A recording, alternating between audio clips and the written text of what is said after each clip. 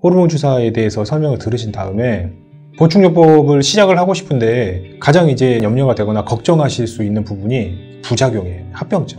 호르몬 주사를 맞았을 때 어떠한 부작용이 있을 수 있거나 어느 정도의 리스크를 안고 해야 되는 건가, 그런 부분에 대한 당연히 신경 쓰이는 부분이 있으실 수밖에 없는데, 이 남성 호르몬은 합성돼서 보충되기 시작한 지가 사실은 굉장히 오래됐어요. 연구도 굉장히 많이 돼 있고 효과와 부작용에 대해서 지금도 굉장히 활발하고 많이 되고 있어요. 그래서 여러 가지 호르몬 보충 요법 중에서 남성 호르몬 주사는 상당히 안전한 어떤 호르몬 보충에 속한다라고 제가 말씀드릴 수 있을 것 같고요.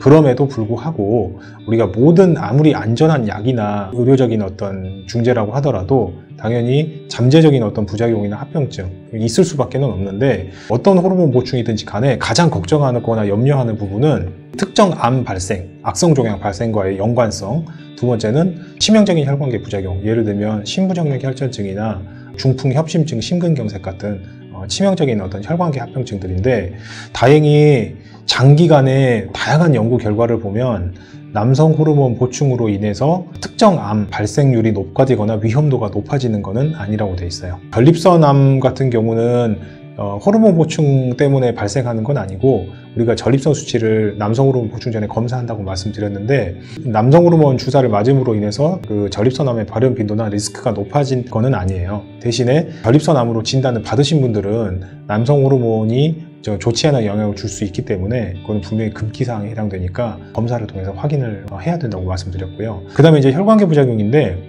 예전에 진행됐던 여러 가지 연구들 보면 여성 호르몬 같은 경우는 여성 갱년기 때 보충하는 것은 심부정맥 혈전증이나 그런 부분하고도 연관이 있는 것도 뭐 잘 알려져 있는 사항인데, 다행히 남성 호르몬 같은 경우는 실험실 연구나 실제 임상 연구에서 어떤 심각한 혈관계 부작용을 높일 가능성은 없는 것으로 돼 있어요. 일부 이제 실험실 데이터에서는 오히려 반대로 지질대사, 우리 중성지방이나 콜레스테롤, 그 다음에 혈관 반응성 이런 부분에서 좀 더 긍정적인 효과를 나타내는 것 같다라는 일부 연구는 있는데, 그게 실제로 남성 호르몬 보충을 했더니 우리가 혈관, 심혈관계 건강이나 뇌혈관계 건강에 도움이 되는 것 같다, 이런 이제 실제 임상 연구가 되어 있는 건 없고요. 실험실에서는 일부 그런 연구들은 보고된 것들이 있어요. 그래도 어쨌든 큰 도움이 된다는 어떤 연구는 없지만, 반대로 최소한 남성 호르몬 주사를 함으로 인해서 협심증이나 심근경색이라든지 뇌졸중이라든지 뇌출혈 같은 혈관계 문제가 생길 가능성은 지금으로서는 유의미한 어떤 연관성을 보이고 있지는 않다. 그 다음에 이제 이런 심각한 문제는 아니더라도 조금 더 마이너한 문제는 있을 수는 있겠죠. 가장 대표적으로 이제 흔한 게요, 탈모 있으신 분들은 조금 안 좋아질 가능성은 있어요. 왜냐하면 우리가 탈모약이 여러 가지 성분이 있는데, 남성형 탈모가 굉장히 남성 호르몬하고 연관이 많거든요. 그래서 남성분들 탈모 치료하시는 분들이 피나스테리드나 두타스테리드 같은 효소 억제제 약물을 드시는 분들이 많아요. 그게 이제 테스토스테론의 생물학적 활성을 조금 변환시키는 과정을 억제하는 약물인데, 이제 남성 호르몬의 작용을 줄이는 거죠.